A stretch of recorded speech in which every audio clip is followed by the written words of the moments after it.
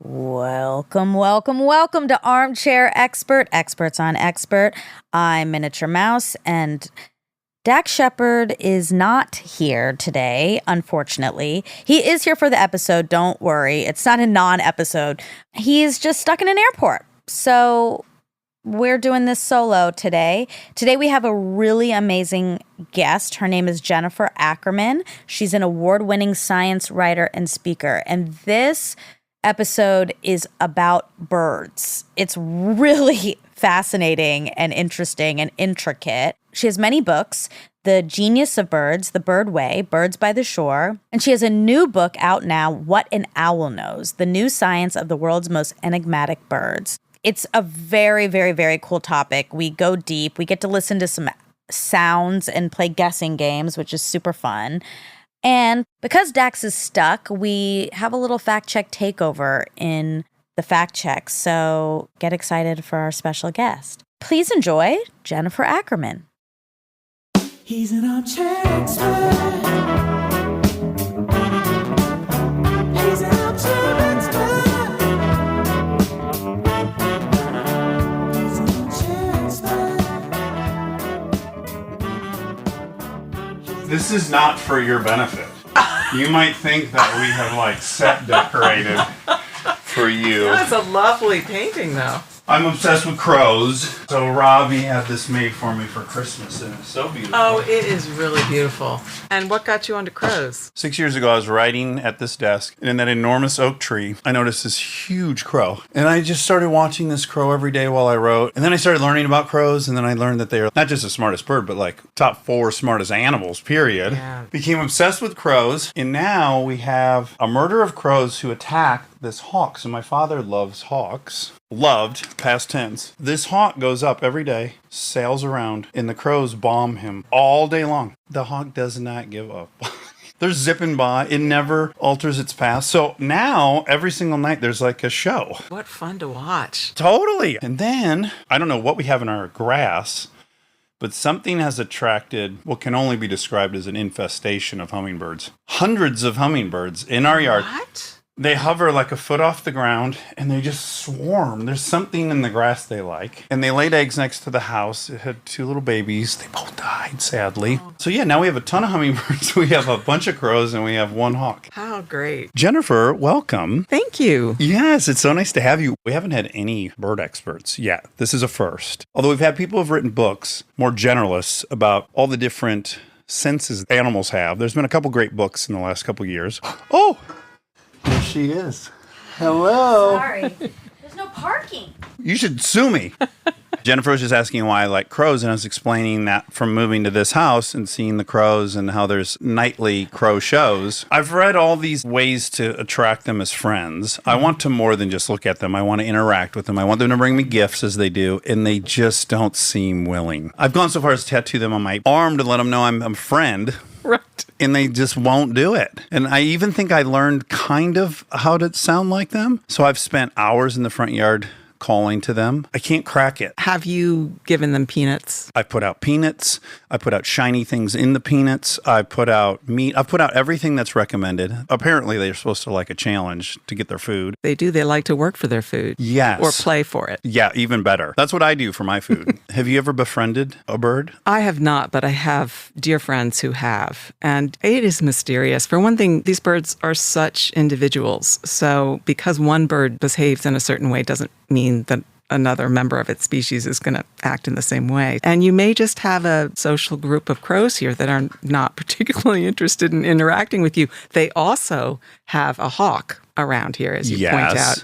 And that may make them more wary, more skittish about interacting with you. Not being an ornithologist, I have concluded that when the hawk goes in the air, the crows are certain it's trying to come for their babies. Mm-hmm. That's my theory. Or do they regularly just mess with them for fun? It's not really for fun. Those hawks are a threat, not just to the eggs, but to the young. So they don't want those big birds around their nests. So they'll do what they can to harass them. Have you ever been watching birds out in the wild, which I'm sure you've done a great deal of? Starting young with your dad. How close has a bird gotten to you? Have they ever landed on you? Yes. One of my favorite birds is the black-capped chickadee. I was cross-country skiing in Vermont, and we had sandwiches with us. It was bitterly cold, lots of snow on the ground.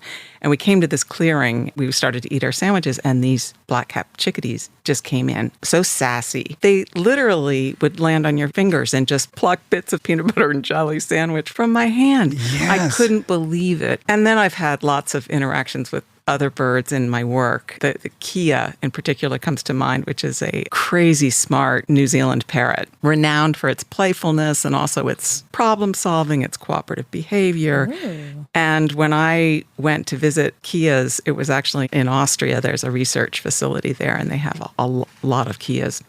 They told me to take off all of my jewelry because these birds are so curious. They'll just come right over. So I went into the aviary, and it was really like being greeted by a batch of children. They were just all over me. It was like I was the favorite aunt. What did you bring me? What did you bring me? Yeah. They're just these little crazy, funny birds. And what I had forgotten was my shoelaces. So they went straight for my sneakers and just completely unraveled my shoelaces. Really super smart, clever birds. And it was amazing to be right in the presence of those animals. What birds historically have worked in cooperation with humans? Well, certainly falcons and certain kinds of hawks, raptors generally have been working with humans for a very long time to hunt. You know, it's interesting that some of the training that has gone on with raptors, most of the trainers feel that these hawks, these falcons are very, very intelligent. And they kind of assumed that owls weren't. And that was because owls have a different way in the world. They have a different method of learning. So that has all turned around. But yeah, I think falconry is one of those examples of really close human-bird interactions. There was a great 60-minute segment on the steeps or steps, ding, ding, We ding, were of just talking about this, Mongolia. yeah. Where they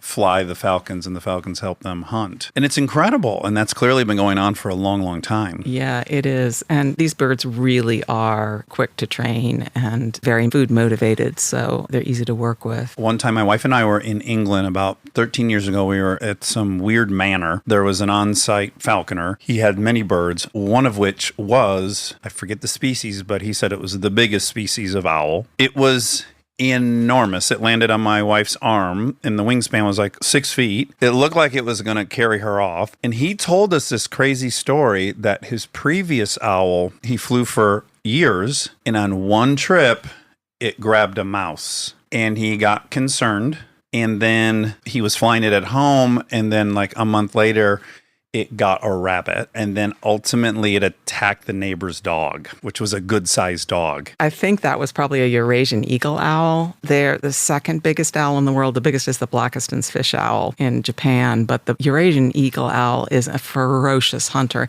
and it can take an animal up to the size of a small roe deer. I mean, Oh these my these are God. amazing hunters. You can't believe they can actually pick up the prey that size. It's got to be, what, 10x its weight or something? Yeah. He had said the neighbor's dog was like a small Labrador. I was like, wow, we can get a Labrador? I've heard a lot of stories now about how people's small pets have been attacked by owls, but it's fairly unusual. I mean, It is. owls are not generally motivated to hunt your pet. They have their standard prey, which is probably easier to get. What do they Rodents and- do? How do they attack? Their normal prey? Yeah. What's the methodology? Right. Yeah, well, they are amazing hunters. One of my favorite examples is the great gray owl, which is also a very big bird, and it has a round head. It's kind of your iconic owl. It looks very big, but it's actually very light. It's mostly made of feathers. But this bird has a fantastic ability to hear prey that is buried beneath snow. So they can hear a vole that's muffling around in the snow from a perch, and they will come from the perch,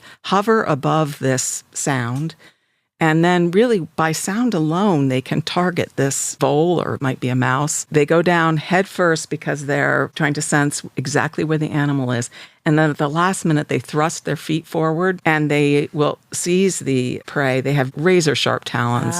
They can take the head off a mouse easily with their Really? talons. Oh, they can work them as scissors? Yeah, Oh. they're just really super sharp. And they're in a very cool X shape that enables them to hold on to their prey without exerting any muscular effort. It's this really cool Whoa. mechanism. Yeah. It's all leveraged, Yeah, it's just a swivel in their joint kind of locks it. so they don't have to exert effort. And then And often, if their prey is small, they will eat it whole. There we go. Or sometimes they'll eat the top half and leave the bottom half for later. Yeah, save for later. Yeah, Leftovers. yeah. And then, one of the things I think is just so remarkable is how do they get rid of the indigestible parts of their prey? Yeah. Because they're taking in all kinds of things, fur and talons and bones and things that they can't digest. Actually, creatures like an Archaeopteryx had this ability too. Really quick, what's an Archaeopteryx or whatever?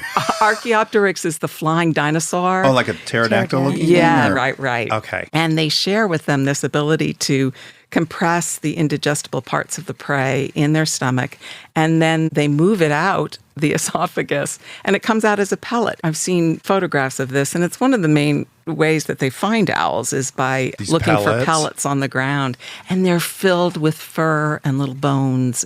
Weird. Yeah. Does it create the boundary? Does it mash it all together and it creates its own solid, or do they actually spin something around it? Or No, that creates its own solid. they reorganize the structure? Exactly. Wow. And then they just cough it out. And they really can't eat again until they've ejected one of these Clear pellets. that. Yeah. Oh, wow. Yeah. Kind of like a hairball for a cat. Yeah. A bone ball. Is it called scientifically a bone ball? No, it's No, called it a should pellet. be. Let's rethink that. One of the really cool things I learned writing the book was that they've trained dogs now to sniff out the pellets of endangered species. So it's a great way of tracking the presence of these birds because they're very shy, often in remote areas. And the pellets smell so that the dogs can actually sniff them out.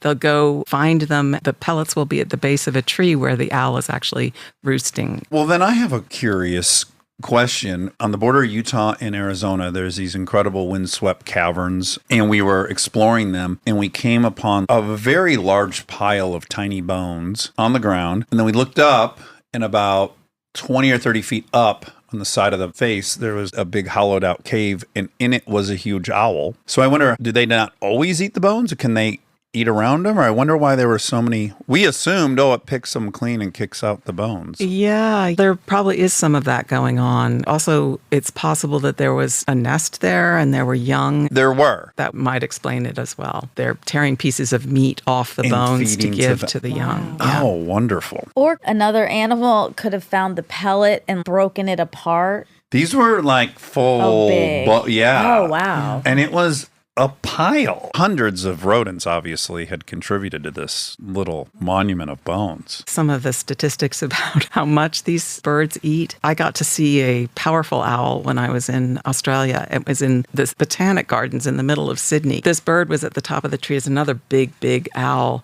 And they eat possums, like 350 possums a year. Almost So one a day. day. Yeah. It's a good match for the weight of the owl. Wow, so they're eating almost their body weight. Yeah.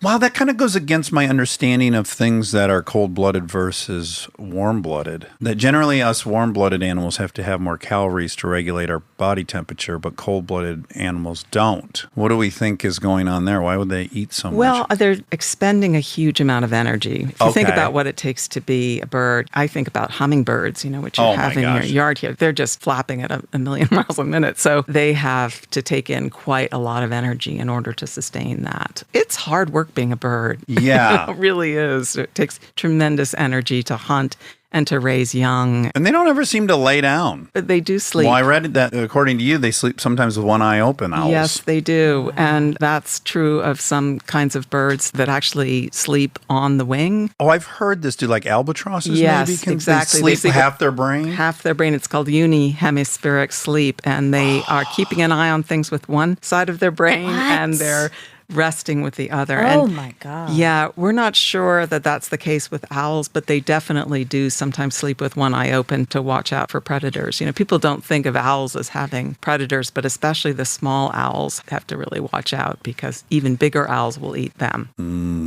I feel like you could be an owl. Oh my God, thank you so much. What made you think that? One eye Sleep with open? one eye open. Yeah. Yeah. Paranoid. Lots of trauma. Yeah. You've written about all kinds of birds. In fact, you have a very popular book, The Genus of Birds, Did I say that right? Yes. Yeah, okay. I'm dyslexic, and a word like genius can also be genus or genus and genius. I don't know. I'm a little confused. Well, they have a common root, so you're okay. Oh, thank you for comforting me. But that's a hugely successful book, and you cover a lot of birds in that. What made you decide to focus on owls specifically for this book, which is called What an Owl Knows? Well, I love birds, but there's something really extraordinary about owls. They're so different from other birds. And I had an experience. I put an owl box on a maple tree behind my house. This was some years ago, and an eastern screech owl started to roost there. I loved it. It was right outside my kitchen window. I could see its little enigmatic face in the hole, and it would vanish at night. I could never see it come and go.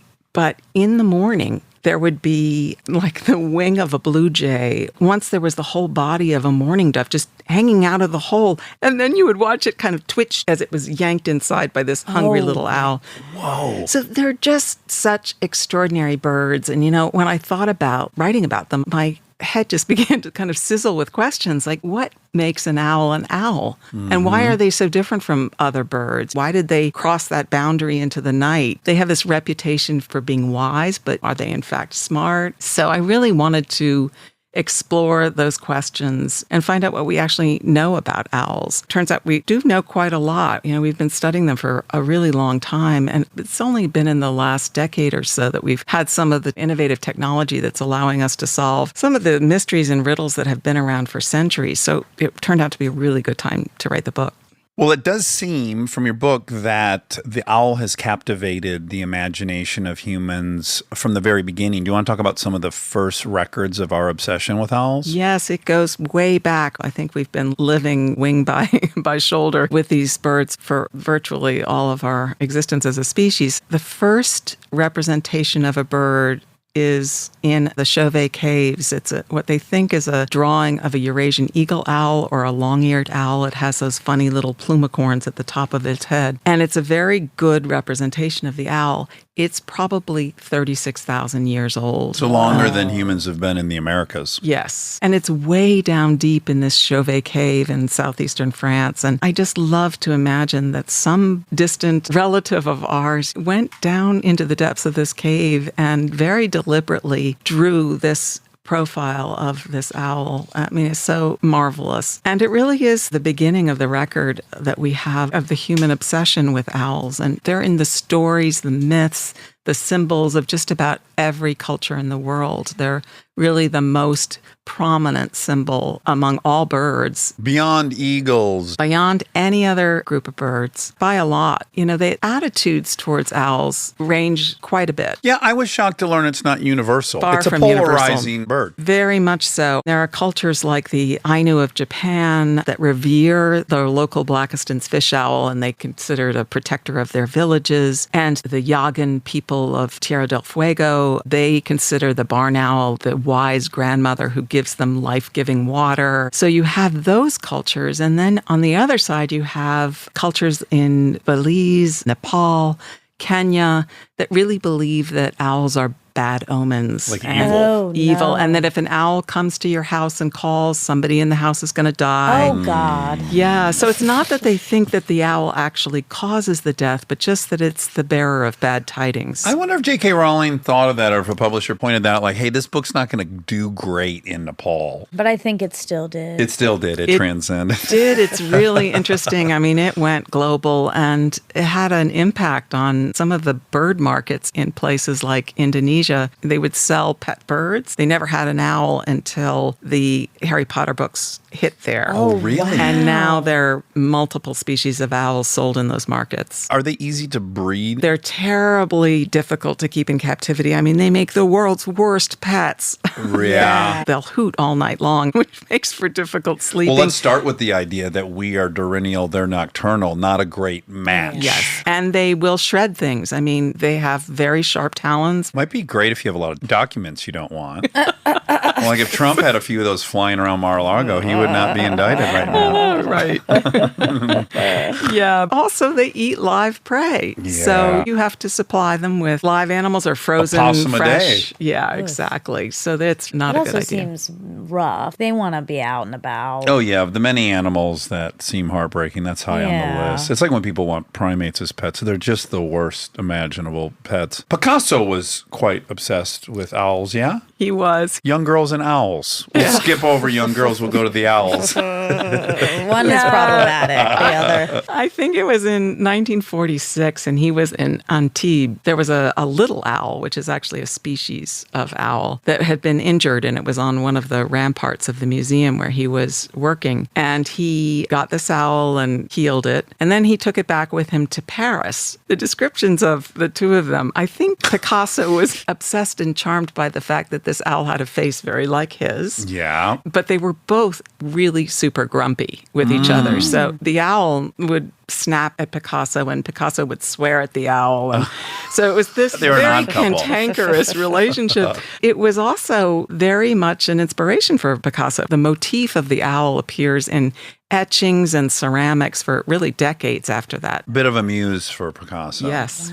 Well, one of the reasons, and here we could get into some of the anatomical anomalies that the owl offers us, which is they have bilateral stereoscopic forward-facing eyes. They're the only birds with forward-facing eyes. Yes, they are. That's shocking because what I know about stereoscopic vision is it's how we do depth perception. If we don't have overlap, we can't really judge distances. Yes, but if you think about what natural selection has selected for, so most birds are watching out for prey. They have eyes on the sides of their heads for a wide field of view. Owls, especially the little ones, have predators, but not like other birds. And its binocular vision is such a powerful aid to zeroing in on moving prey. So it's been just a huge advantage for owls. There's some people that argue that the reason the owl has front-facing eyes is just because there's no other room in its head, because its hearing apparatus is so enormous. Yeah, so let's get into that. So what's really unique about the structure of the owl's brain is that 75% of it is dedicated to seeing and hearing. How does that track relative to other birds? It's much bigger. The human forebrain is 75% sort of cortex, higher level thinking. And that's true for many species of birds too. So that's why owls sort of got a rap that, oh gosh, so much of the brain is dedicated to hearing and seeing. How could they possibly be smart? But actually that's all shifted. But the hearing organ in the brain of an owl is absolutely enormous. In a barn owl, it's called the cochlea, which is the hearing part of the brain, is 3 or 4 times the size that it is in most birds. How does it compare to the size of a human's? It's also bigger. I mean, relatively speaking. Right, Yeah. okay. And it's because these birds depend so heavily on hearing for their hunting ability. Because obviously they're hunting in low light. They're hunting in low light at night, and they're hunting for prey that makes, very little sound. They have to be able to pick up very faint noises, which is tied to the reasons for their silent flight. We got to earmark that. I watched the video from the BBC and it was really cool. I hope everyone tracks that down. You were about to ask something, Monica. Yeah. Why aren't they prey often? What made them different from other birds that are prey? They're top of the line predators themselves. Some of them are super predators, which means they prey on other predators. And it's just the way the food chain evolved. Owls are really at the top. Crazy. I would never think that. You want it? No, because I imagine them 'Cause just they're like so smart. being You're studious. They're like librarian. Not out snatching With things. spectacles. Exactly. Yeah, monocles even. I just imagine them to be pretty still, and then that would make them obvious targets.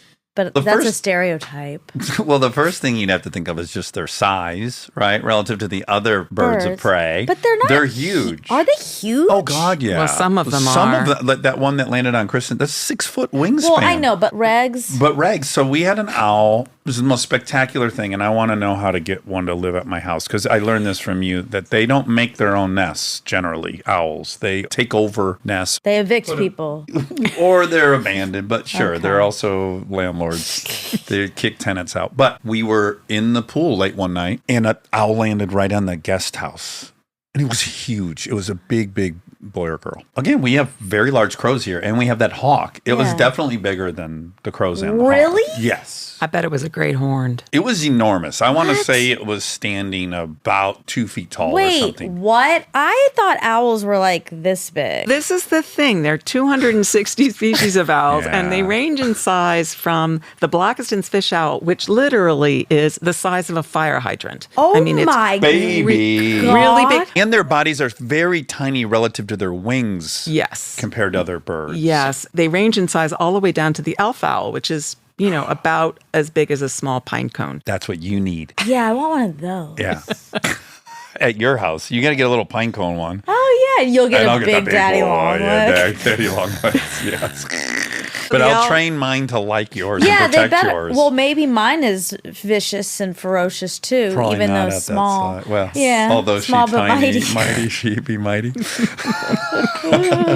Okay, that's shocking. I didn't know they could get that big. Oh my God. Have you not seen the picture of Kristen? I haven't seen that. I got to dig it up. It looks like it's going to take her away. It's considerably bigger than her in the photo. I guess I would imagine that to be an anomaly, and it sounds like maybe not. No, there are a lot of big owls, and the ones that we're most familiar with here in North America are great horned owls, and they are really big. Okay, where were we? We were Well, talking that about the makes sense. eyes, and we're talking about the hearing. We're all familiar with a bat. We know bats echolocate, and they use sonar of sorts, but they're not alone, right? The owls, it's not sending out any noises, but it is doing location through its hearing. It is locating sound through its hearing, but it's not using sonar. It's different from a bat. It's really just picking up on very faint sounds. The owls that depend on hearing to hunt, they have what's called a facial disc. It's basically a big feathered satellite dish for collecting sound. So they have very round faces, and the sound comes in and it's directed toward the ears. This really magnifies the sounds so that they're able to pick up these very faint noises. And then it is this amazing hearing apparatus that they have that helps them to detect such faint noises.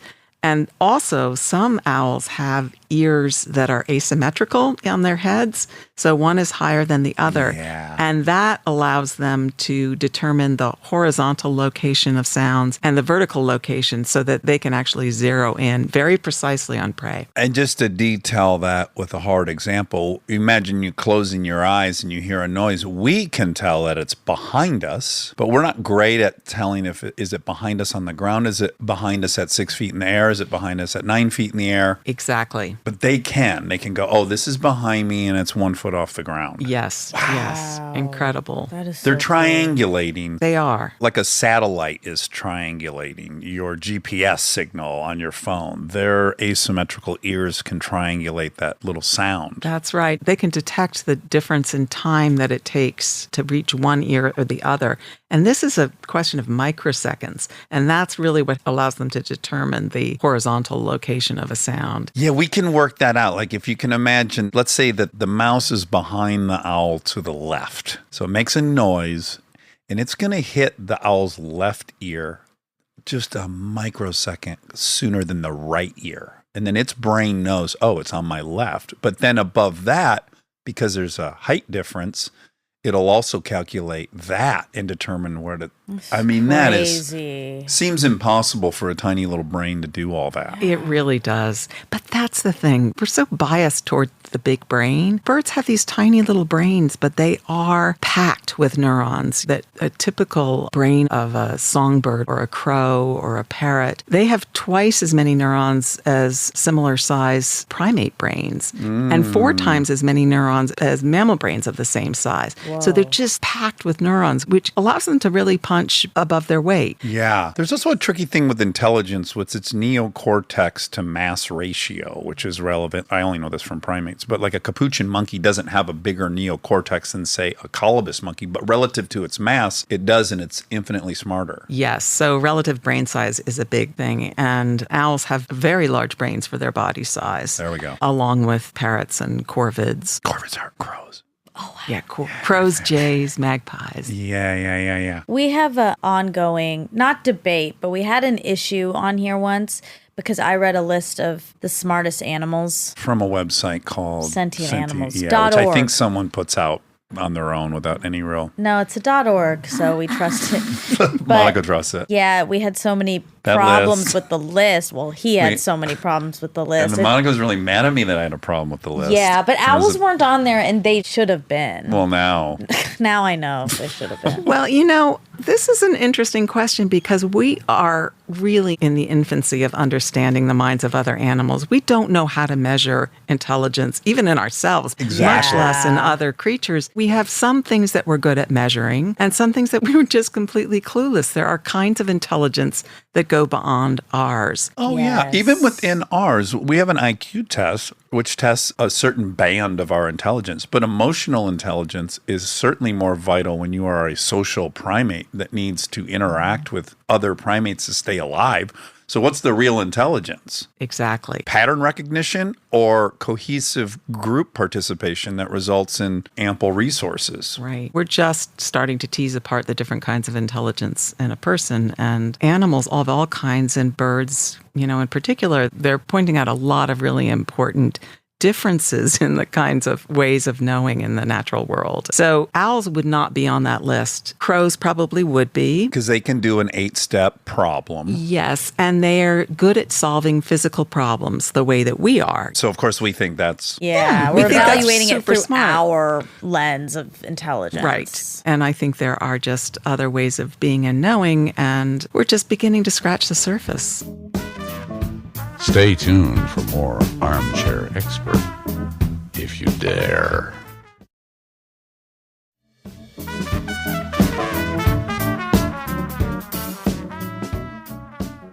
Okay, so we all know the eyes. We're all kind of enamored by the eyes. We know the dish face. That's very on brand for an owl.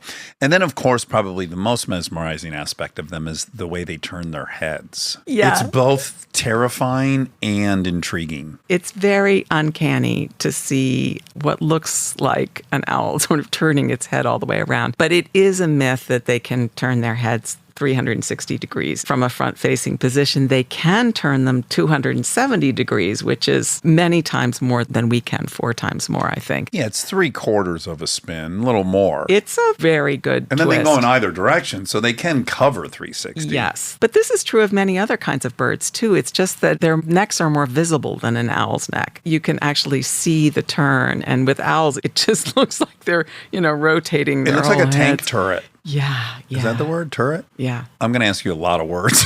The second word, I'm like, is that the right word, turret? So a lot of other birds can do it? Yeah, well, you think Picture about it. like a heron or a crane or something. They're constantly moving these very graceful necks and looking around behind them. But it's easy to see the movement. Most birds have a lot of vertebrae in their columns, and it gives them this flexibility. Now, are all owls nocturnal? No, some are nocturnal. Some are so-called crepuscular. They're active at dawn or dusk. And word. some are day active, like the northern hawk owl is actually a daytime hunter. It's kind of the full range. Was Picasso's nocturnal? It was a nocturnal It owl. was. Yeah. Okay, but maybe he was a night owl. I suspect he was. I wouldn't don't think know. so. But Yeah, he's so artistic. Wait, the silent flight. I think you were going to talk Okay. about that. Yes. And then I have my own perverse question for you about that. So let's talk about how incredibly quiet they are as flyers. And what I would love to direct people to is you wrote a New York Times article. In addition to buying the book, if you go to the New York Times article, What Owl's Silent Flight Tells Us About the World, there is a hyperlink there to go watch this BBC footage, which you implore people to watch. yeah, it's really very dramatic representation of the quiet flight of owls. It's a pitch dark studio, and they have ultra sensitive microphones lined up along this flight path. There's like a box on one side, and then it's about 10 feet, and then there's a box on the other side. Yes. Okay. And they have a peregrine falcon, I think, Yes. a pigeon, and then an owl fly across this course of microphones, sort of hovering in the background. You see the audio representation of what it sounds like when the bird is flapping along. You can see the clear noise that the peregrine falcon is making and the pigeon. There's whooshing and rustling. You can hear friction and almost articulating things. Like it's noisy. Flight is noisy. Feathers are noisy. Yeah. And then you see this barn owl This beautiful go white. across there, and the line on the sonogram is just flat. It makes no noise, Monica. It leaves the box. If your eyes weren't open, you'd have no clue it had flown through the microphone. Right, yeah. And then the graph shows nothing. That's kind of like a polygraph. Yes. If you can imagine those lines. The other birds are making all these peaks and valleys, and the Right. owls are just flat. And it's really remarkable. Their wings have evolved, these adaptations that are so beautifully effective at quieting their flight that they're actually used in all kinds of technology now in quieting wind turbines. And Japan's bullet train has a feature that's based on an owl's wing. It's called biomimicry. They can quiet the noise of the vibrations using some of the design They features. have little tiny hairs on the leading edge of the wing and on the back edge of the wing that basically break up the turbulence. What's really incredible is in addition to them flying through the microphone field, they also fly these birds like a half foot above this huge blanket of down feathers. And when the peregrine falcon passes over them, it kicks up all the Sure. down as well as the pigeon. And when the owl flies over it, it doesn't move at all. No disturbance? No turbulence. Yeah. Or very minute turbulence. Yeah. So here's the application I want. This is worth billions of dollars to you and I. So I'm an enormous fan of Formula One racing. There is more tech put into Formula One than NASA. A team's budget is $500 million a season. And the amount of wind tunnel work they do, and just in the last 2 years, what they've figured out is that the cars themselves make so much turbulent air behind them that the other car following behind, its downforce won't work because that air's too turbulent. I'm looking at this owl fly over the down feathers and I'm like, if they had that on the diffusers, there would be nearly zero dirty air. Dax, you are onto something clearly. Oh, let's patent this. I Let's mean- go. Absolutely. I mean, this is a perfect application of this capacity to break up turbulence. Why not? It just seems like it's right there for the taking. And I wonder if they've thought of these little tiny diffusers on the front and the rear of the wings like the owl. Do airplanes have that? There's some efforts to build this into airplane wings as well. And I don't know whether you could adapt this feature, but owls also, their wings are covered with these plush fibers that are sort of make them velvety soft. Like you touch an owl's wing and it feels like rabbit's fur. I mean, it's so soft. Really? And it's because of these little plush fibers. I don't know, maybe you could coat your car with Yes, plush Yeah. fibers. Oh my God, you and I have got to get to the patent office immediately.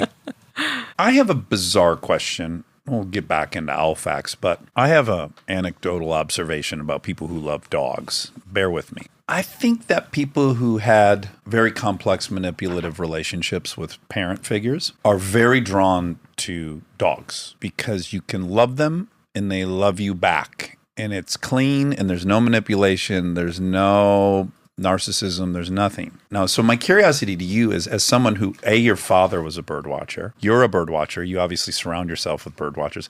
Is there a personality type of people drawn to birds? That is such a great question. Oh, thank you. You know, it's hard for me to generalize, but I can tell you from my own experience, I don't tell many people this, but when I wake up in the morning, I often have a lot of anxiety, my family's health and money and all kinds of things. And the best way for me to calm myself is to go out on my deck and sit with my coffee and listen to the dawn chorus, the symphony of birds that sing in the morning. And it just does something to my heart rate and, Yeah. just really calms me. It regulates you. Yeah. And so I think there's a real meditative aspect to bird watching. It just puts you right in the present. There's so many birds that just fill you with awe. You can't believe their color or their song or their beautiful flight. So I think if I could generalize, I would say that the people are nervous or anxious or they go out and they bird watch and it just brings them back into sort of a rooted place in life. Well, my hunch was, by some accounts, bird watching is boring for people. So I imagine how you track physiologically whether you are very prone to easy arousal and stimulation is overwhelming to you, that would be a perfect activity. I guess another way to think about it is I remember learning in psychology that people with really high levels of MAO can watch the grass grow. People with very low levels have to do exciting things to wake themselves up. So I'm imagining you probably have like a high level of MAO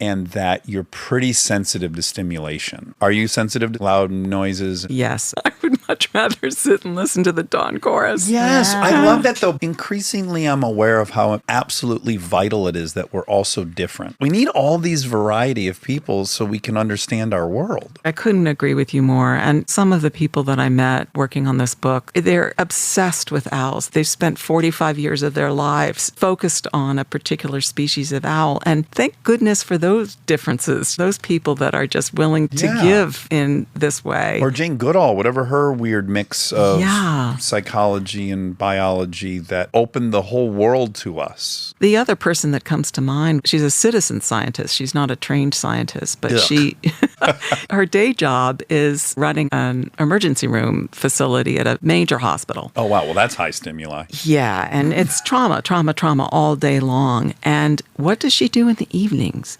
She goes out at night and participates in a banding effort of northern saw-whet owls, these really cute, tiny little owls. She catches them in mist nets and bands them for this research. She spends all night long doing this, making runs to the net to handle the owls. And I said, Julie, how can you do this? You know, you have this really demanding day job and then you go out at night. And she said, it is such an exhale from her job. It's the antidote. Yeah. And she said, sometimes I just come off the day and I'll just tell myself, I need an owl. And out she goes. Instead of a cocktail, she has an owl. Okay, so we're familiar with the hoots. That's like part and parcel to what we know about owls. What have we learned about what the hoots are saying? How good are we at deciphering what kind of communication is going on between owls? Yeah, that's a really remarkable area of research because, well, I grew up thinking, you know, a hoot is a hoot. Sure, you know, sure. that's what owls did. They hooted. But it turns out that there's a tremendous variety of vocalizations they have. And these vocalizations are teeming with meaning. They just signify different things. And they will communicate from one owl to the next, everything from the size and weight of an owl to its individual identity, even its state of mind. Owls don't just hoot, they also chitter and squawk and squeal. There's something called the copulatory squeal, which There we I go. thought was pretty amazing. It's celebrating, it's kind of a trumpeting of its success. Oh, I want to hear what Can that relate. sounds me like. too. Is that one of the sounds? we hear? Joyous. Oh my God. So we're here. So Rob has some owl noises, and you're going to tell us what the hell's going on with the owl noises. Happy to. This could be like a trick. What did we just do? Oh, sorry. Back to Formula One. They go all over the world. They go to 22 different tracks. They do this thing with the drivers where they close their eyes and they play them random engine noise. And they can go, that's a long straightaway. Oh, downshift to third. And they'll go, Suzuka. They can name the track by listening to the noise the car's making with insane accuracy in very short duration of hearing the car. That is amazing. It's mind-blowing. And they can also drive the tracks with their eyes closed. They'll give them a steering wheel, and then they can drive the whole course completely blindfolded. Boy, that just makes me wonder what's going on in their brains. Talk about differences. Yes. Individual differences in brains. Wow. And it gets into what they're doing with geometry and space, right? What the owl can do. It's kind of like we can exemplify these things in certain areas. I guess it's kind of like with sommeliers. Some ways, yeah, which I have a They- hard time believing, but I know Well, that no, they're- I mean, there's a whole test. Like they take one sip of wine and they know the valley in France that this very particular, it's crazy. I guess they do pass those tests, don't They they? do. I Only know. some. There's not very many. No, I have a niece who's a sommelier. And Really? yeah, and it is not an easy thing to No. become. No, it's really remarkable. And again, there's that sensory thing that's just different for her. You know, her Exactly. sense of smell and taste are just so highly developed. Yeah, it's really cool. And she's sensitive. This makes sense. It's Yes. a family member. Sensitive to stimuli. Okay, Rob, hit us. Goo, goo, goo, goo. Goo, goo, goo, goo. It's who cooks for you? It's for you. That's a barred owl. And it's actually a very common owl around here. And it's a territorial call that the owl is making. So owls, they use vocalizations instead of physical fights because you think about it. If an owl gets a talon in the eye or something, it's really game over. So they battle vocally to establish their territories. Both males and females will actually call these territorial calls to let other owls know where their boundaries Does are. that always resolve the issue, or are there fights? No, very, very rarely. They respect each other's areas. They do. Sometimes these vocalizations, they carry information about size and weight. Like the tenor is Yeah. maybe detectable. Right. Well, and I thought it was interesting that you say that whereas other birds come about their songs through nurture, they learn them, that the owl's calls are instinctual. They're born with them. Yes, they're genetic, but they're also individual. This is some of the really remarkable new research because we now can, both through observation, listening, and also through machine learning. AI can crack any language now, right? We can detect the differences between individual voices of owls, and they have signature hoots, just like a fingerprint. So that has allowed us to do two things, really, to monitor populations in a way that we've never been able to do. From a distance. Yes. And then also to keep an eye on the social lives of owls. You can tell who's mating with whom. And we used to think that owls were monogamous. They mated for life. Well, it's turning out to be not so much. Oh, wow. Kind of like Adulterers. humans. What does Esther Perel say? Universally regarded and universally broken. Yeah. Well, the owls are joining right in. There's a lot of hanky-panky going on in the Wonderful. world. Yeah, I want them to be out there. As they say, what do they say? Stretching your feathers? No. Spreading their wings. Yes, figuratively and literally. Okay, hit us with another sound, Rob.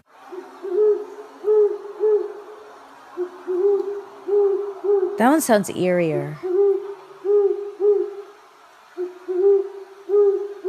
Okay, can you tell that there are two different owls there? No. Oh, no. Okay, so that's the individuality, but it's very subtle. I think it's a male and a female. Now, here's another cool thing. Female owls are bigger than male owls. So you'd think they would have a lower register. voice, right? But in fact, it's the opposite. Females have a higher voice than males do. So you could tell if you listen very closely, and I'm really not very good at it. I mean, there are people who I've talked to, they have musical training and they can really hear the differences. It's really remarkable. Are the males much more decorative, as is consistent with other birds? No, They're just smaller, not even prettier. What a pass. Yeah, okay. they're definitely not prettier. The only species that has differences in plumage between male and female is the snowy owl. I'm picturing the snowy owl when I ask you that. That's so interesting. Yeah. So the male is this almost fluorescent white, and the female has a lot of brown mixed in, but it's really the only species with that difference. So Harry's was a male. Yes, absolutely. In fact, bingo. all the owls that played Hedwig in Harry Potter were male. Yeah. And it's because they look good against the black cape and Yeah, that they're white. smaller, so they're easier to photograph handle. well. They photograph. They do. The models. How long do they live? Varies tremendously. Well, whether they're in captivity or in the wild. Yes, and also from species to species. But Harry's owl, how long can we expect Harry to have that Hedwig. owl? Maybe 12 years, but Okay. that's a Okay. guess. I'm not sure. Sure. We love guesses on here. And then Monica fact checks every episode, Yeah, so she will I'll actually find find out out. how old. Hedwig is. But what I love is all roads are leading back to Formula One for me, and all roads lead back to Harry Potter for Monica. This one's just like, It's on the it platter, is. silver Of course it platter. is. Yeah. It really is. Did it make you want an owl? 100%. You know, when you take the test of what house you're in and stuff, it'll ask what animal you'd want. And I always pick owl. The cat, no. And definitely not the rat. Right. That's fair. Ew. And the owl would eat both of those if it were Right, in that's the right true. mood. And Harry, the owls are never eating. Any other animals? No. Yeah. Do we have more noises, Rob? Two more. Two more. I love these noises.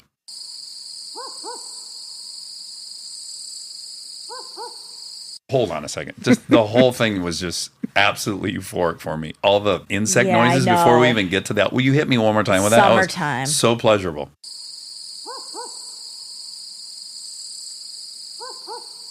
Do you have a buzz from Yeah, that? yeah. It's very southern summer. I am so thrilled to hear you say this because this was a recording taken by my friend Andrew Skiach, who's Australian, and he's a wildlife sound recording specialist. This is what he does. I love this particular recording. All of his have a lot of the ambiance of a place. There's a lot of depth. Yes, this recording, it was taken in a place where I heard the barking owl too, in the Pilliga Forest in eastern Australia. And what's really remarkable is that it sounds like a dog barking. I mean, you just can't believe that it's an owl. And then these owls also have this weird human-like howl. Ooh, like the rebel yell? Yeah, it's very strange and unsettling when you hear it in the forest. Whoa. That was so nice. I could listen to that at night as Yeah, it a could bit be of your a white noise. meditative. Yeah, if I put that on a loop. Although I would get aware of the loop, and that would distract me. Anyways, we'll work all that out, the details of that. Okay, Rob, thrill our ears again.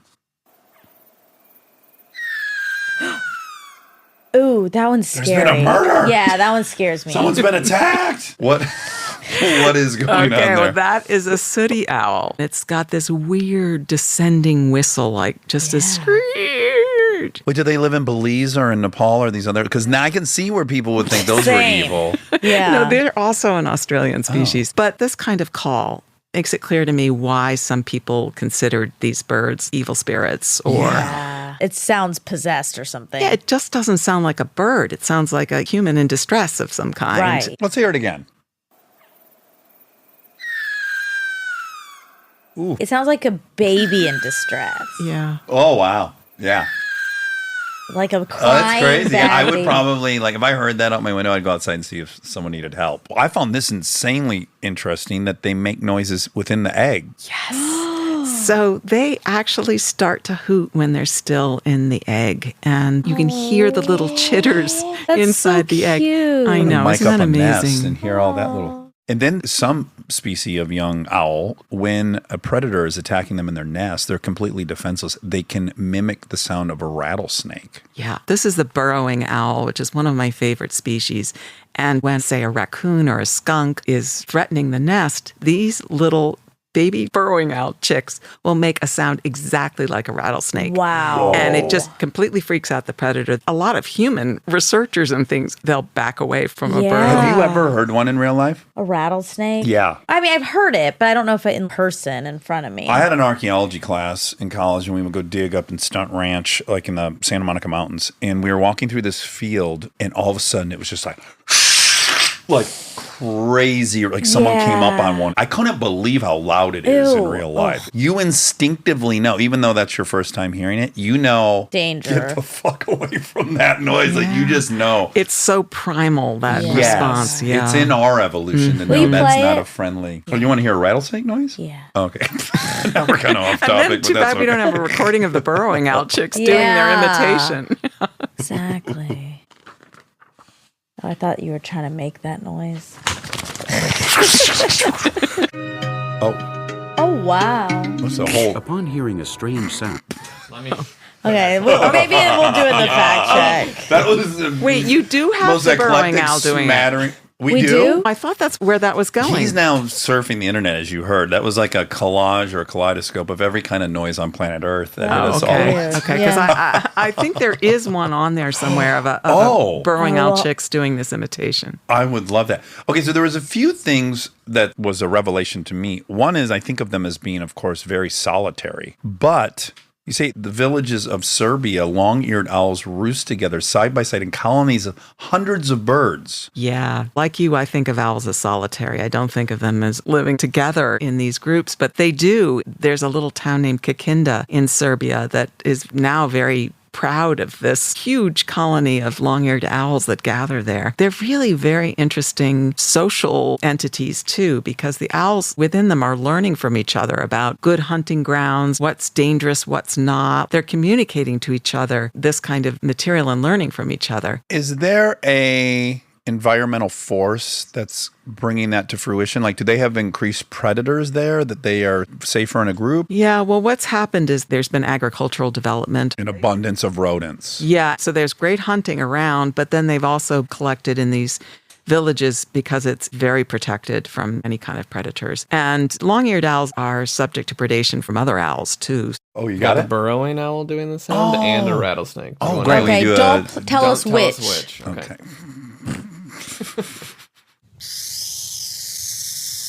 I think that's the owl. I do too. There's a lot of other bird noises. It's kind Oh, of, it does sound that's like a different though. one? No, that was the same Those are one. the same. All right, here's Really? the Okay. here's the maybe owl, maybe snake. Okay. I think that's a rattlesnake. Me too. And I hated that. Oh my God. Thunderous. Scarier But it's on not video, fair because too. it was louder. Thunder. Yeah, it was louder.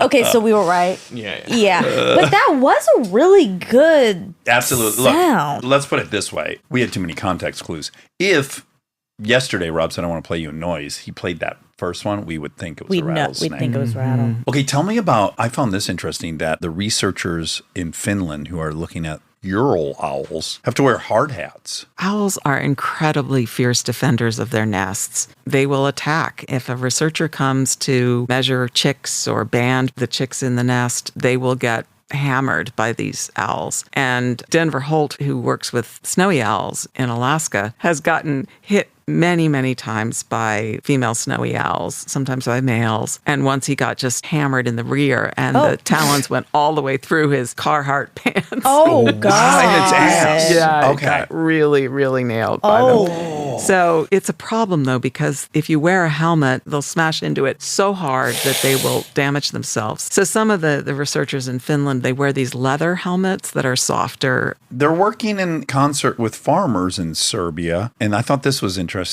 that in the farm fields of Serbia, an owl family with 3 chicks, just 3 chicks, Monica, will prey on some 8,000 rodents a year, saving the farmer 16,000 kilos of grain Whoa. that the rodents would have eaten Right. had they not been killed. It's remarkable, isn't it? And this was actually news to the farmers. There had been a lot of antipathy toward the owls before the researchers came and said, here's what's going on. This is good for you. And we really want to conserve these owls. So it's a lot of conservation effort. Did you see that documentary, like This Little Farm, or what was the name of that incredible doc? Biggest Little Farm Biggest or Little something? Farm. Yeah. Big Little Farm. Something Yes, like that. And that was the breakthrough that they had as well, is they got some barn owls up there. Yeah, they're great at rodent control. They're used that way in places in South Africa, and they'll put up these boxes for barn owls so they'll take care of rat populations. Yeah, I do need that little owl because I had a mice once. I had one mice, and it scared the heck so out of her. upsetting. Oh, dear. She was really battling it. Well, Yeah. of course. Can't live in my house. Now, another thing I found fascinating is that they can live in negative 40 degrees Fahrenheit.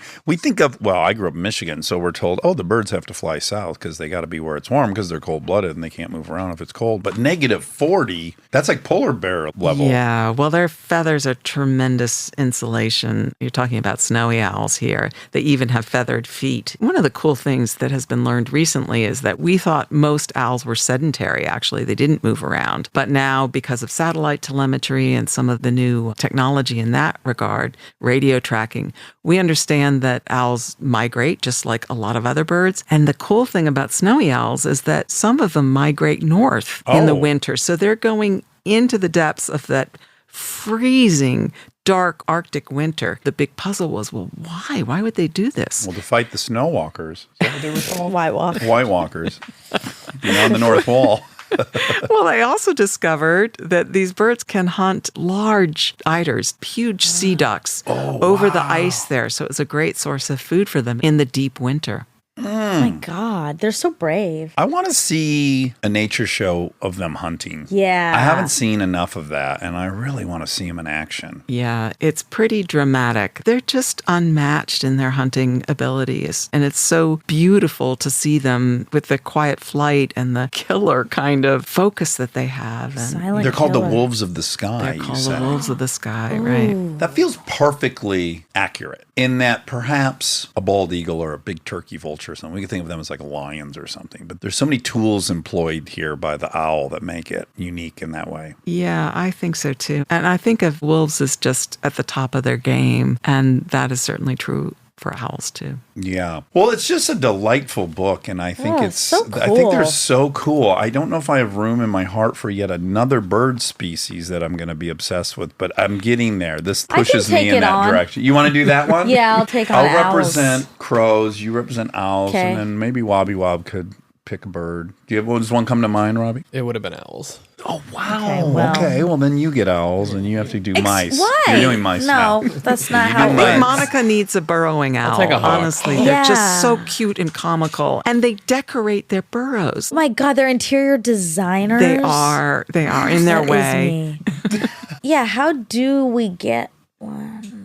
To live in your yard. No, I'm not being serious. No, I know, I'm Do not. not take an owl as a pet. Well, not as a pet, but to get them to live in your yard Yeah. is fine, right? Providing good habitat in your yard is a terrific thing. You know, I always tell people if you have any kind of land, leave the snags, leave the old dead trees as long as they aren't a threat to your house, because those provide nesting areas for owls. And don't mow your grass because native plants and high vegetation and stuff is good for rodents, which brings in the owls. Yeah. Okay. Yeah, but we have rats here in LA. They love to live in the ficas and stuff. I'm telling you right now, I'm definitely getting a house for an owl, and I'm going to Right. put So it. you're going to build it? How I do think we I can make a order one house? probably off the internet. You think? Yeah, they're great designs on the internet for building owl boxes. You know, my 10-year-old and she and I just built this fort out of wood, and it was so great. And she's now got a bit of a taste for woodworking, so maybe we'll make an owl house. I think that would be very cool. You know that people are making owl boxes out of all kinds of material, including they're doing 3D printing of owl boxes Oh, now. really? And Wow. sometimes they use old barrels, and you can use a lot of different kinds of materials and draw in an owl that way. You know, you've brought a peaceful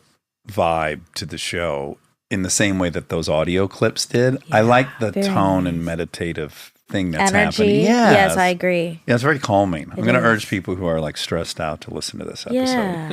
What animal do you relate to the most? Yeah. How about if you were a bird, what bird Yeah. would you be? Oh gosh, that is so hard. I told you about my experience with the chickadee, and the thing I love about chickadees is that they are so bold, they are so sassy, they're super bright, and they're very articulate. They have great language-like skills. So I've always felt like a bird that was very close to my heart. But then there was the Kia, which is so great at playing, and that plays out the 9-year-old in me. And then there are owls that are so adept at moving through the world in such a quiet way, you know, and they really invite us to notice sights and sounds that we might otherwise not see or hear. So I love that model that they provide of moving through the world in a quiet way. So, I don't know. It's hard to make a choice. That's hard. Do you have one, I like Monica? that. Bird. I need somebody else to do it. Okay. It's hard for me Then to these do. never It's goes hard. well. Yeah, because There's he long always picks history. bad animals. No. Yeah. And then I get offended. Oh, I called her a badger, which I think is so flattering because they're Honey absolutely badger. fearless. They'll fight a leopard. They're yeah, small, you want a but badger on your side. yeah, they're clever. Yeah. They want honey. They're going to get that. They don't care how many times they get stung. I think it's like a very cool animal to be called. She did not like that, honey I badger. didn't like it. I identify with the croaks. They're not that pretty. They're not the biggest. They're wicked smart, and they'll still fight that hawk. They would Yeah. lose, but they're out there doing it. They'll get together and they have good community. They can build a clique and handle their business. Yeah. Rob, do you have one off the top of your head? I like blue jays. I wish you said bald eagle. Bald eagle. Because you're a patriot through and through. Well, Monica, we'll think on it, and then the fact check will come up with a great bird for you. Okay, sounds good. Jennifer, this has been so fun, and I've loved learning about owls. I hope everyone reads What an Owl Knows, the new science of the world's most enigmatic birds. What a delight to be here. Thank you so much. Oh, yeah, So we nice to loved have it. you. We loved it. You write for a lot of our favorite publications, Scientific American, National Geographic, New York Times, so I hope we get to talk to you again. Thank you. I hope so too. All right, bye-bye. Bye. Stay tuned for more Armchair Expert, if you dare.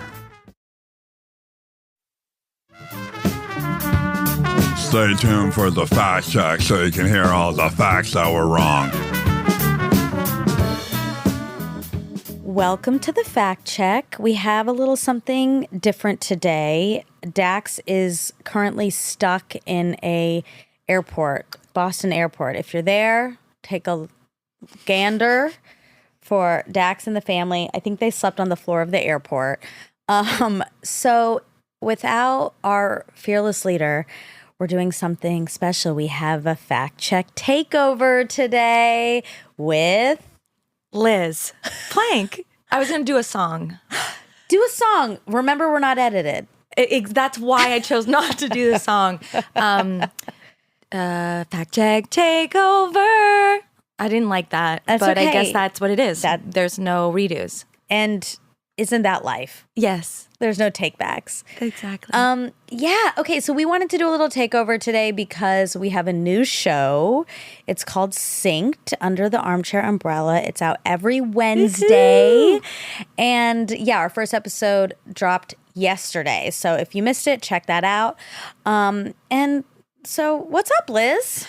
Well, we're going to see the Barbie movie We are. together. And you have already seen it. Yes, you're a Barbie movie virgin. I have done it once, and I'll do it many times again. You love the feeling. There's so many layers to this movie. I am so thrilled for you to see it. And I wonder at this point, because it's made so much money, how much money is coming from people going to see it more than once. Because I truly feel like I'm reading comments and like people are like, I saw it 3 times. And so it's a movie with a lot happening. And even if you didn't like it, I think it's an important conversation for us to all be having. And what is your experience with Barbie going in? Well, going in, Barbie was like contraband at my house growing up. I was not allowed, like Barbies were only to be like acquired, not bought. And so I could have You mean them stolen? Hamdy-downs. That's another word for stolen. I probably stole them. Did you ever have a shoplifting phase? I did. You Actually, did? that's a whole story. Wait, I could caught. see it. What happened? Wait, we have to to go there. So people should know there's a lot of pins. we do a lot of this pins is a and perfect sinks. example of it. No, when I had a shoplifting, I had a shoplifting addiction when I was a teenager, and I got caught with hair clips in my hands at Ardennes, which is like your guys' like Claire's in Montreal. And I got caught, and like they had to call my mom at the mall, and I was crying, and they made me sit in the front where the cash register is while I was waiting for my, what my trial was going to be, and my, Your penance? my penance. And then when my mom showed up, I lied, obviously, and I said I didn't do it on purpose. And so they told my mom, you can either like we're gonna press charges and like, or you give us $500 now. No. And my mother refused. She was like, no. That's a scam. That's a scam. And also I was never charged. So thank God. I have a clean record, but now everyone knows. So I guess Oh my God. did you ever shoplift? No, I was such a good girl. Of course you were. Such a good girl. Oh, wow. But wait, did you put the clips in your purse, or you were holding them? It sounds like you weren't good at it if you were just No. holding them outright in your Well, hand. I was so good at it because then it's like, oh, I just have them in my hand. But I definitely I did everything. Like I was, I had the bag, a trick, obviously. I would, I had a friend who did it. And then I remember her being like, this is what I do. And I was like, oh God, this is so bad. But then once I did it and got away with it. You got the rush. Yes. And it was really, And then my best friend, Kat, was with me, and she didn't know that I was shoplifting, and so she was also, it was very, Is she a good girl? she was. So she is. This is what I can relate to. Is Yes. being at the mall, because I've grown up at the mall. I Sure, love the mall.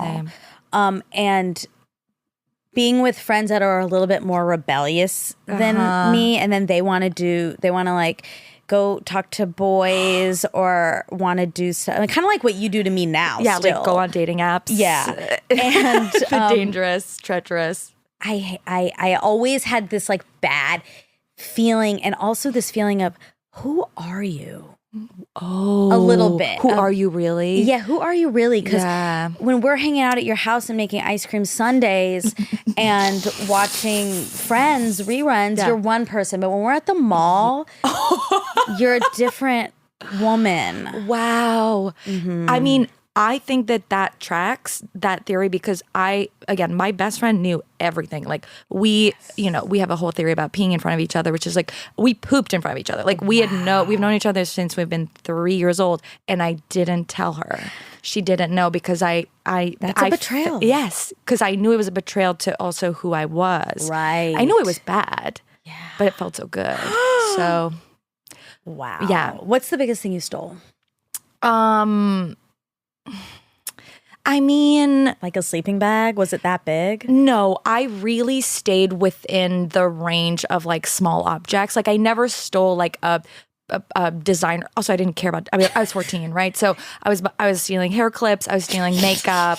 I was stealing at the dollar store a lot, like a lot of gum and like candy. No, it's really like Yeah, I was a kid. Yeah, deranged. Yeah. Deranged. I loved, I think also it had, there's a weird thing with my relationship with money when I think back at it too. Like there was something about it's free and I don't have to like I don't know, ask my mom or be different from other girls who can afford other things. Like, so that's there is that sad. element, but it's a phase for a lot of people. I think it's weirdly a phase for a lot of girls. I'd be It curious is. why, and I don't really know the science of it, but Yeah, I think. Well, we'll get into the science what was of your it. addiction?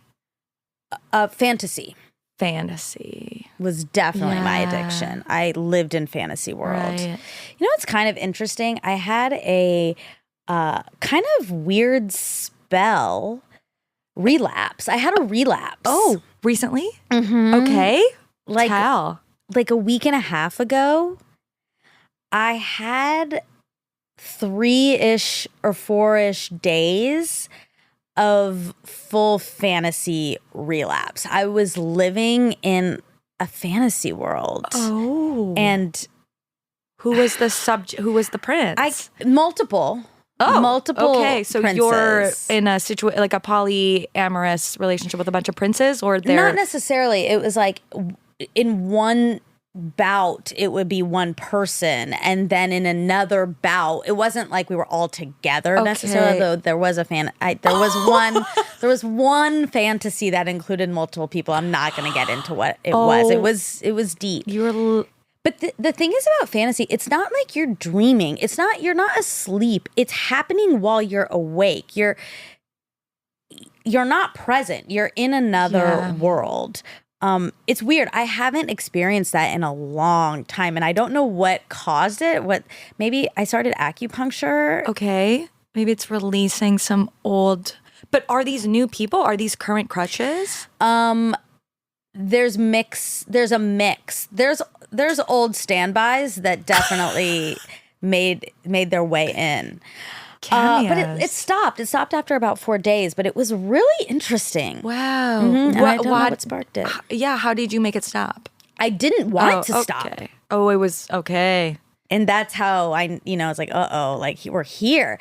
But it feels so good. I also, again, I had several addictions. I dabbled in shoplifting, but also definitely fantasy. And I still go, it's my go-to. Yeah. And I think I told you my EMDR therapist was like, Liz, fantasy is dangerous for you. It is. I think for some, like it's funny and, it's all fun and games, but it can lead you to stay or like, sort of interpret dangerous situations or be in situations that aren't safe for you, not just like physically, but emotionally too. Yeah, and make you stagnant. I mean, I think that's, for me, that's definitely what it does is I can avoid real life because I have this other place to go. Wow. That's like safer and better, and I have control over that. And what does that safe place look like? What is the... Like, what are the characteristics of that fantasy, of that relationship? I mean, I guess it's more, there's sexual components, obviously, but emotional safety. Right. A lot of it's, oh God, this is so embarrassing. I can't believe we're not editing. A lot about being adored and liked and wanted. Mm-hmm. Because I don't have control over that in reality. I mean, people might be doing it, but I can't control who's doing it at what time when. And in my fantasy, I can. Okay. So anyway, it's okay. It was a small relapse. And I've been on solid ground for the past week or so. Interesting. Yeah. But I miss it a little bit. It was fun. I felt so fun. floaty. It's very floaty, and you forget where you forget where you are at times, right? Like for me, it's also like what I do before bed. It's almost like a movie. I'm like playing a movie before I go to bed. Yeah. Do you think that if you're seeking to be adored by this, in this fantasy because you don't adore yourself? No. I mean, of course I have self-esteem issues, but I think it's more that because when I'm not in my fantasy, I am pretty good about being alone. I like it. I am kind of fine with that. But the fantasy is about other people entering my life who desire me and want me in a way that I can't give myself. I give myself plenty. I mean, we get into this in the We show. do. We We talk do. about vibrators. We talk. Talk about all kinds of things. Anyway, But let me just say, because, and we can put a pin in that and talk about it another time, but when we're not edited, we are edited, but if you adore and desire yourself, it doesn't matter if someone doesn't adore or desire that's you what they or when say. but it's true. No, I know. I'm kidding. Of It's course it's true. true. But do you think, I mean, I don't think these are permanent states. I think that's false. It's the idea that you love yourself at all times, so that's all you need. Life isn't like that. No, it's like of course. today I love Yeah. myself. Today I'm confident. Today I feel good. Tomorrow I might not. And that's okay. I think understanding that there's an ebb and flow for me is helpful. Yeah. So I don't feel like I'm on this roller coaster. It's like today is this. Yes. Tomorrow might be different. Right. But the I totally agree, and I think that's a really important point. But if you love yourself, it doesn't, then how someone else feels about you that day, which will always be different if you're in a real relationship and not living in one you wrote, written by a woman. Then it doesn't. Again, you'll get joy, obviously, when the person is, adoring you in the way that you want to be adored that day. But if they're not, you still have you. And, Yes, it doesn't take away. Exactly. Yeah, I know that's But true. that's something, I mean, this is something I'm working through. I'm not but it's a small nuanced thing that I think, again, makes that fantasy so appealing. Yeah. But ultimately keeps giving control to someone else instead of does. having the control from, intrinsic to you. Yeah. We're a work in progress. We are. I also love a good fantasy. I know. Oh, wait, we got really derailed because Yes. pins. Pins. Barbie. Yes. You couldn't have Barbie. I couldn't have Barbie. And so I wanted her so badly, and I could play with my friends' Barbies or the Hamdy-Downs. And Can we stop? Because you've now said that twice. Is and it the wrong How are you word? saying it? Hamdy? Is it not? No, this is why we need okay, I'm going to stop. We're going to ask you questions now. Did you, I don't always say That's words the right cutest way. thing I've There's ever What's heard. the way to say it? Can you say it again? Hamdy-Downs? She's saying Hamdy. That's so What is it? cute. It's like you were today years old when you learned it was hand me down. It's hand me down? Yes, because you're handing it down. Oh. Hand me down? Hand me down. Oh, wow. I've been saying it wrong for a long time. Wait. That's so cute. I mean, I kind of prefer the way you say it. Hand me downs. Now you said it kind of right. Hand me downs. Yeah, that's right. You Okay, got it. I had it. Yeah, I thought it was spelled a different way. But okay, wait, did you play with Barbies? What was your relationship to Barbie? I did play with Barbies. I never had a super tight. She wasn't my girl, I had water babies that I made. Huge. Those were my Huge water baby babies. I did have Barbies though, and of course it affects your life. Yeah. I mean, I do think what's really interesting about Barbie now, and I never knew this until this movie came out, which is so interesting. And there was a daily on it. Ruth Handler, who created Barbie, she did do it coming from a state of empowerment. She wanted to create a doll, a woman that had all the jobs, that wasn't just a stay-at-home mom. Not that there's anything wrong with being a stay-at-home mom, but at the time, especially when she made that was the woman's role. That was the go-to. And she wanted to show that there were other options for women. And I love that, actually. And then, of course, the issue with Barbie is the body image. Yeah. And I think the body image, of course, affected all of us. All of us. Yeah, it did. I mean, there's no Yes. getting around it. Well, It's like there's this even perfect research silhouette. and data showing that kids who grew up with, played with the doll had more body image issues. But keep going. Yeah. Yes. And I think I already struggle so much with wanting a white ideal. Right. And then that just reinforces. So I don't think it made or broke anything for me, but it definitely added to what I knew to be true, which is like, this look is the preferred look. Of course. And I don't have that. Sure. And again, I don't think there's a single girl that grew up thinking she was like Barbie. I mean, Barbie also was, I think they say like her BMI would be categorized as anorexic and she'd have to be on all fours because her body, measurements just don't even make sense. Yeah. So there was that element too. But I have so many thoughts about the Barbie movie. I have so many thoughts about Alan, who is to me the unsung feminist hero. Yeah, you've brought up Alan a couple times, and I didn't know what I'm talking about. what you were talking about. I guess Alan's a new character in the Barbie movie. He's really made an impact. Alan was Ken's best friend, issued in 1965, and then discontinued very shortly thereafter because he kind of didn't have a girlfriend and he was just kind of like Ken's friend and would wear Ken's clothes. Oh. And so there was like hand-me-downs? That's why I'm so attached to Alan. You really connect to the hand-me-downs. I really connected to that. But Alan is played by Michael Cera in the film. Again, I mean, we're going to go see it later, so I really can't and we don't want to spoil anything for people. No, it's been more than 72 hours. The people aren't allowed to do. Wait, 72? You have to give people 2 weeks. Absolutely not. For Barbie's also like it's like, no. Oh, go God. see it. Okay, go see it, I guess. On a Tuesday for $5, like at the movie theater. People have jobs, but okay. Okay, sure. But don't yell at me for spoilers. Okay.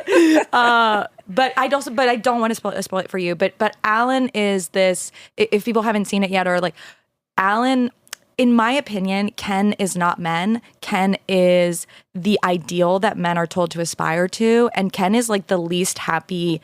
Like every character at one point is happy, and Ken is actually never happy. He to me is like the most miserable character of all. But Alan is actually men, and who men can be without this pressure to prove that they're a certain definition of masculinity that society's like imposed onto them.